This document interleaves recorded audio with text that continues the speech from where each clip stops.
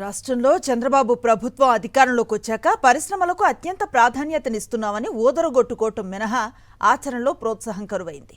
పూర్తిగా నిరుత్సాహపూరిత వాతావరణం తాండవిస్తోంది. సాధారణంగా భారీ పరిశ్రమలు పెట్టాలనుకునేవారు మౌలిక సదుపాయాల్లో అత్యంత ముఖ్యమైన విద్యుత్కు ఎక్కువ ఖర్చు చేస్తూ ఉంటారు. అందుకే విద్యుత్ ఛార్జీల్లో రాయితీలను ఆశిస్తారు. అయితే చంద్రబాబు ప్రభుత్వంలో రాయితీలు ఇవ్వటం దేవుడెరుగు. అదనపు భారాలు మోపేందుకు మార్గాలు వెతుకుతున్నారు. అందులో భాగంగానే ఆంధ్రప్రదేశ్ ట్రాన్స్మిషన్ కార్పొరేషన్ లిమిటెడ్ ద్వారా పరిశ్రమల విద్యుత్ వినియోగంపై బాదుడుకు రంగం సిద్ధం చేశారు. ఎక్స్ట్రా హైటెన్షన్ లైన్ల వినియోగంలో నిబంధనలు మార్చాలని ఏపీ ట్రాన్స్కో చేసిన విజ్ఞప్తిని ఆంధ్రప్రదేశ్ విద్యుత్ నియంత్రణ మండలి ఆమోదించింది. విద్యుత్ సర్వీసులు తీసుకునే పరిశ్రమలో ఏపీ ట్రాన్స్కోకు చెందిన విద్యుత్ సబ్స్టేషన్లు, ట్రాన్స్ఫార్మర్లు, స్తంభాలు, లైన్లు వంటివి వినియోగించుకుంటూ ఉంటాయి. దీనికి కొంత రుసుమును చెల్లిస్తారు. దీనికి సంబంధించి కొన్ని నిబంధనలు ఉన్నాయి.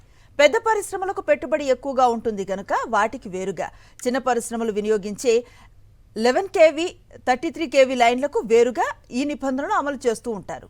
అయితే ఇప్పుడు 132 kV 220 kV 400 kV లైన్లకు గరిష్ట లైన్ పొడవు, లోడ్ పరిమితులను విధించారు. దీనివల్ల పరిశ్రమలు వాడే విద్యుత్కు కండక్టర్ సామర్థ్యం సరిపోకపోతే దానిని పెంచుకోవటానికి అయ్యే ఖర్చులు వాటి నిర్వాహకులపై పడతాయి. ప్రత్యేక ఫీడర్ వ్యవస్థ తప్పనిసరి చేయటం వల్ల ఖర్చులు మరింత పెరిగిపోయి పెద్ద ప్రాజెక్టుల ఏర్పాటు మరింత భారంగా మారుతోంది. ఇలా గరిష్ట లైన్ పొడవు పరిమితులు ఉండటంతో దూర ప్రాంతాల్లో కొత్త పరిశ్రమలు స్థాపించడానికి ఖర్చు తడిసి మోపెడవుతోంది.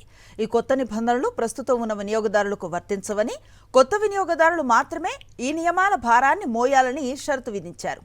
ఈ తలనొప్పంతా ఎవరు పడతారనుకొని పారిశ్రామికవేత్తలు పెట్టుబడులు పెట్టడానికి ముందుకు రాకపోగా ఇతర రాష్ట్రాలకు వెళ్లిపోయే అవకాశం ఉంది. అయితే ఏపీ ట్రాన్స్కో మాత్రం విద్యుత్ నష్టాలను తగ్గించడమే లక్ష్యంగా ఈ నిర్ణయం తీసుకున్నట్లుగా చెబుతోంది. అమల్లో మాత్రం వినియోగదారులపై అదనపు భారం మోపేలా మారుతోందని విమర్శలు వినిపిస్తున్నాయి.